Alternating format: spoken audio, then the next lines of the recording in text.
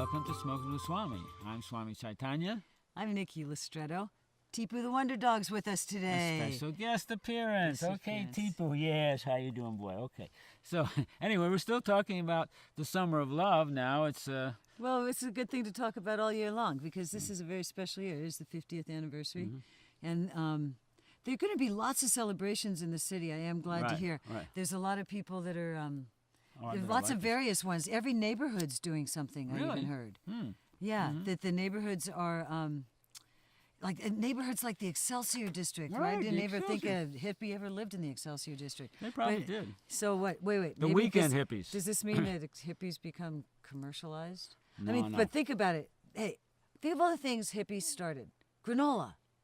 Brown, whole wheat bread. Organic food. Health food stores. Yeah. Also, what else? Casual clothing. Casual clothing. And look, you got flowers in your hair in honor of the flowers. Summer of love. Well, right? every decent flowered child has to wear flowers. So anyway, I had a flashback when I saw those flowers, which was two flashbacks. One, just before my friends and I drove out to San Francisco in the Summer of Love at Madison, Wisconsin, on Dayton Street, we were actually handing out flowers to cars driving by because this was early in the summer, like June or something like that. But it was amazing the reaction we got from people. They were afraid of us. It's like, hey, we're handing you a flower. We're not trying, it was very curious. But, it was kind of like a weather vane to see, was this person sort of open and liberal or were they totally uptight? They wouldn't take the flowers. Well, there's that very famous picture from Haight Street of the policeman and the hippie kid giving him a gun. I don't think it was on Haight Street. Wasn't it? I think it was in Washington, D.C. or something like that. Maybe it was. Right, yeah. Well, it was happening all over the country. Definitely all over the country, But it's certainly San Francisco was the hub. Well, because that was the summer of love, as they said. And so, if you're going to San Francisco... you should wear a flower in your So hair. then the other flash I had about flowers in the hair was the first time... I'd seen you before. So now, Nikki, at 12 in the Summer of Love, we did not know each other. I just want you to know that, right? We did not know each other at all. I was still a good little Catholic. I had an old lady, another old lady at the time. Well, I was 12. And Nikki was 12. But it was some years later, long after that, in the early 80s it must have been. No. Well, no. We met in 1969 when I was 14, but... just as part of this big commune that you were in, and we all hung out. We were all part of the same group. And the Cafe Trieste and people hanging out. But when I really flashed on you is you would come back from India and you were sitting in North Beach in the Savoy Tivoli, and you had this big flower. I was 78. I just got back in from your India. hair, and so I only found out later it wasn't a real flower. It was a fake flower, just like these. Anyway, there was that flash, and from then on, who knows what transpired. Yeah, then it changed. A little bit. Right. So those were the things I had. So now, in the Summer of Love, I think, I went back to the University of Wisconsin at the end of the summer with all my friends. But we'd gone down to Big Sur. He gets stuck. We'd gone down to Big Sur, and we'd gone out to the beach and sat at Hippie Hill and did all those things. But then I went back to university, but I dropped out of studying history. And went into the art department, started studying photography and all of that, and design and so on. And so that was it. Yeah. And then when I came back to San Francisco the next year, then that's when I first had my job at the Hotel Stratford, right? But everyone was getting artsy, that's true. Well, see, that was the slogan, do your thing, is you had to have some sort of creative project that you were, and people were embroidering. You used to do embroidery and so on. I embroidered a lot, yeah. Right. Because I couldn't draw much more than a stick. So there'd be this thing. You did the light shows, too. Did the light shows, that and then also in the mornings, we'd all meet at Malvina's in North Beach. This was like 69 or so. And there'd be like 7 or 8 artists in the cafe drinking cappuccinos and drawing with rapidograph for hours and hours and hours. I'd stop in on my way to school. Right. She's wearing my little Catholic girl uniform. Right, rolled up so it was mini skirt sort of thing. And then, we'd drink a coffee and then walk up the street and sit on a porch on a front stoop and smoke a joint or something like that. But that's what we used to do in those days is, we had a light show that was called Extrasensory Projections, right? And ESP for short. And it was all these slide projectors, and so we didn't have liquids, so we didn't have movie. We just had slide projectors, but it was a pretty far-out arrangement. I don't need to go into the technical details, right? No. But we went set up at the Straight Theater. Our show was the last thing in the Straight Theater on Haight Street before it shut down. And we would play all over the place. But normally in the daytime, what we would do is in the morning, we'd roll up a whole bunch of joints. So we had one of those Rizla rollers, right? So we'd roll up 10 or 15 joints. And then we'd just go around and hop in the Volkswagen and trip around and pick up hitchhikers and smoke a joint, go to the park, get down, go to the beach, go to a coffee shop, do some drawing and something like that. And basically just trip around and have fun and try and get as many people stoned as we could. Hitchhiking was very so big. Cool then. I mean, it wasn't scary. Everybody was doing it. Like in the and you do it around the city. 60s. That was the other thing. You'd hitchhike in the city all to the get time. someplace in the city. Within the city. Right. I remember the time I was hitchhiking home from school and my parents drove by. Oh, jeez. Right. They kept driving. They didn't pick me up.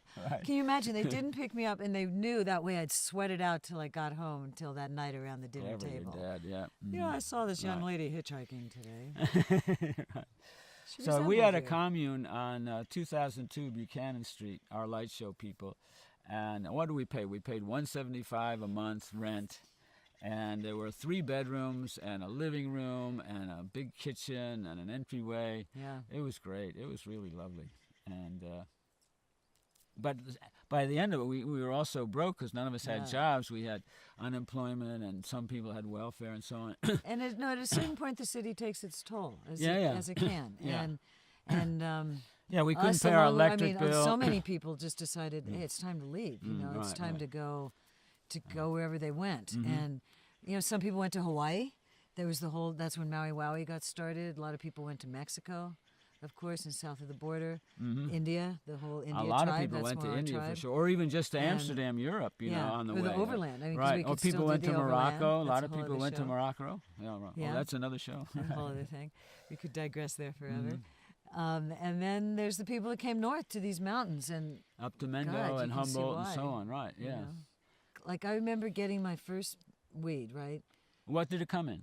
A paper baggie, the kind that just loose on Paper the or top. plastic? Plastic, rather, the kind little like sandwich a sandwich baggie. Yeah, baggies right, they used to right. have. I mean, in the old And- days, it would be a matchbox that you would get. I think my first one was in a baggie. Yeah. And it was. And it was like, a 3-finger lid, but most of it was seeds and stems. And I remember having that in my purse, and it felt like there was a spotlight on it. Walking around the city, it was like everybody knows it's there. I could tell. I was so freaked out. And the whole thing about, well, it was never really a seedy, shady thing about getting it. Right. It's not like Although some I can remember drugs. waiting No. on street corners in the car for hours and hours and hours, and the guy not showing up. For connections, The yeah. connection and so on, and it was Yeah. just a whole. But it was like it was such a secret thing. It was such an in group and in crowd, and you had to be sort of like have a sixth sense about, was this person cool, Yeah. right? Was this person a narc or whatever it was, and was it cool? And then you'd get your lid, and it wasn't weighed out especially. Like Yeah. you say, it was like 3-finger lid and so on. And what did that cost? It was 10, and then it went up to 12. When I got to about 16, it was $12, I think. And then they started. Well, a kilo. What was a kilo? Kilo was like $250 or $300 bucks, Yeah, straight from And Mexico. it was $50 if you got it there. Yeah, right. But the other thing is, like nowadays, everybody wants to smoke their cannabis nice and green and fresh or whatever, within months or right after harvest of an indoor or something like that. But in the old days, you didn't even get the cannabis until it came from Mexico or Colombia. I had to make it all the way there, and it wasn't like there was like free delivery or something. It was like that. aged. It was well aged. It was already aged yeah. by 5 to 6 months at least, right? And sometimes more. And I mean, then we used to get the Panama Red, right? And Panama Red was actually, That was Panama good. Red was like this color. It was like reddish brown. That was or the this best color one. even, That It was was good. even this color. Yeah. And, but it was. That was the best. That was the best. But still, how would it hold up today? What if we were to smoke a joint of, well, I wonder how that would hold Well, see, up. to do that, you'd have to time travel, right? So you go back and smoke Panama Red then, yeah. right? Because it could have gotten better now or it could have gotten worse. You don't know. But in those days, very few people ever got to smoke it, that's for sure. But if you were, if you were tight in the hippie community, you got some, a little bit. And since we were the holding company, we got plenty. But it was absolutely, it was psychedelic. It was just mind-altering, totally. There's something about I think this is another way, like having started smoking cannabis in high school, right? And I never was into tobacco. All the kids, there was all the group of the bad kids in my class, of course, that smoked tobacco, right? But I would hang out and smoke joints with them while they smoked the tobacco. And did they know you were smoking joints? Yeah. I was always the weirdo. You always the weirdo. And then a few of them would like take a few hits, and then it would change their lives. But there was something now about being a hippie at that time, because there were also kind of like weekend hippies. Yeah. People who could dress up and go to the rock clubs or whatever it was, the Family Dog or Fillmore West or something like that. But there were those of us who were basically full-time hippies for whatever reason. I was getting unemployment for a while. Full-time. Well, no, you didn't go to work. Your resume's a blank page. Well, no, it was full of stuff we did, because I was doing this light show all over the place. We did it at the University of California in Berkeley. I had a friend who was teaching there. We did it at the Art Institute. We did it at the Family Dog on the Great Highway. We did it at, where else? We did it all over the place. And go ahead. Well, that was the artist community that was like the core of it, whether it was musicians or poster artists or light show artists, but the creative thing went all the way through, because all these people were embroidering, people were making incredible food, incredible houses. A lot of creative houses were built in those days, right? Oh yeah. So that was the thing about be creative and somehow be expressive, right? And the point was to make a positive statement, because remember, this is the height of the Vietnam War. Yeah. Right? And this was, like, as we said before, existential for certain people to say, am I going to go or not going to go? And so rather than just be negative about that, the idea was to make a positive, creative statement somewhere else that was definitely adding to the joy, right? And the beauty and the love. Right. No, that's so true. And we had our teachers at that time that came a little bit later. That's what I was just going to say, because the whole spiritual thing, the cannabis opened that up door up Well, widely. remember, the San Francisco Oracle was kind of one of the first places people heard about Hinduism or yoga or meditation or something like that. And then Ginsberg was there, and of course, he was more of the beatnik, and Gary, nobody knew about yoga or anything at that point. Gary Snyder and In fact, all those people. this is a good story. I always love this story about the granola thing. Like, hippies would have granola. We'd make homemade granola. And it kind of just came off of muesli. Somebody went to Europe and learned about muesli and adapted it to granola. And so somebody was having a party, and for the hors d'oeuvres at a fancy hippie party, the hors d'oeuvres would be a cookie, pie tin or something filled with granola.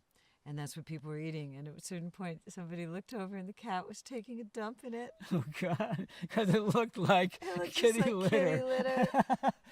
Really? That's a gross Where was story. that? I'm sorry. That happened in the city. Oh, right. Well, eventually in San Francisco, our group of people, mostly all artists and so on, gravitated to this community on Beulah Street. And that was kind of later, almost into the early 70s, right? And a lot of our friends were actually working at Rolling Stone at that time. Well, and then things started happening, too, where people started, like women started getting pregnant, and units started happening. That's what I observed, because I was able to be the observer because I was so much younger. And so you'd see everyone was like individual, kind of screwing each other, whatever. Well, in a commune, it was like, whatever. But then at a certain point around 71 or something, people started coupling up. Nuclear I guess you families, could say it's just natural instinct, right, exactly. Yeah. Well, people but they were like in their mid to late 20s, and all of a sudden it's like it's mating time, And then babies started coming out, and then there were the group birthings. Right, where you'd go over to visit someone, like, oh, Mary's having a baby in the other room today. No, it wasn't quite like that. No, seriously, it was like that one time for me. No, my second son, Melchior, you were taking the photographs of it. He was born. Actually, that was Miguel. It was Miguel being born. Oh, okay. Well, anyway, my second son, Melchior, was born at our house up on Greenwich in North Beach, and we actually had a mid-husband instead of midwife. It was a man who helped deliver him, and so. That was a very magic event. The moment that life consciousness emerges from the womb, and there you are, the father, and there's the mother, and you're then taking this soul that's like wrinkled and weazened and so on. It's like coming back. I had such an amazing realization that this soul just came back. Melchior, and he's in my arms. I cut the cord, and I say to him, "Okay, man, I know it's strange. I know you just got back, but, we'll try and help you adjust to the rules of how you operate here, So He was a great father, as you can see. No, I wasn't such a great father, that's for sure. We did try, but actually I have to say that his mother, Mireille, is the one who really raised him, so she was great at that, but I was never much of the father. Now you are. Well, now I have so many protégés, or I mentor so many people that it's like I get back that, I guess. I don't know. Anyway, to all the sons out there and all the daughters whose parents somehow didn't make it through the whatever, we really tried, and everyone picked up somewhere along the way. So a lot of fathers or stepfathers in a way who really stepped up to take the task, or stepmothers who really, or single mothers, single men. For our generation, it was really. Boy, I don't want to be that serious about it. I know it does sound like Deborah Downer or whatever that term is, but it's like also. But the communes, we raised the kids together. But we lost a lot of people. Well, think about it. I think compared. Well, I guess no, I can't see that. Generations before lost a lot of people in wars, but we lost a lot of people to drugs and accidents, and a lot of friends that went down. And I think it's like, certainly I have more than my older sisters. I had friends die. Right. But you know what? They died having experiences, and that was the karma of this lifetime, and they all went out blazing. Just like Janice and Jimmy and all of them. But that likewise, remember, that was also the Vietnam War, so there were young people who were going for that too, dying that way. Wow. Not that many in terms of total numbers, but tragic in every case. Yeah. So, anyway, back to the Summer of Love. Back to peace and love. But see, the other thing about the Summer of Love is it's kind of extended beyond into like 69, almost 70 in a way, because see, at the end of the summer, I had to go back to the university. And then I became an artist. And started doing the photography, and then came back, and I finally started doing the light shows in 68, 69 when I was working for KQED, and we did shows on Hay Street and so on, and all over. What's the point of this? What's the point of this? I don't know. Okay, I think we're getting ready to finish this joint. It's been a good one. It's been a good one. Okay. So anyway, once again, we need to leave our friends out there with some sort of, what do we sum this up? What's our takeaway with this, about this particular episode of the Summer of Love? Well, first of all, it didn't stop in 67. How about thanks for, personal thanks for being born where I was at the right time, to have experienced that, and to have been part of this generation that, even though we had some scary moments, they were all magical. So that's what I'd say. Yeah, and thanks for just being able to live a lifestyle that was one of creative freedom, and just to be able to share that with people and say that live your life as a creative expression is it's a real possibility. Anyway, that's it for Smokin' with Swami. Thanks for watching, and we'll see you next time. Peace.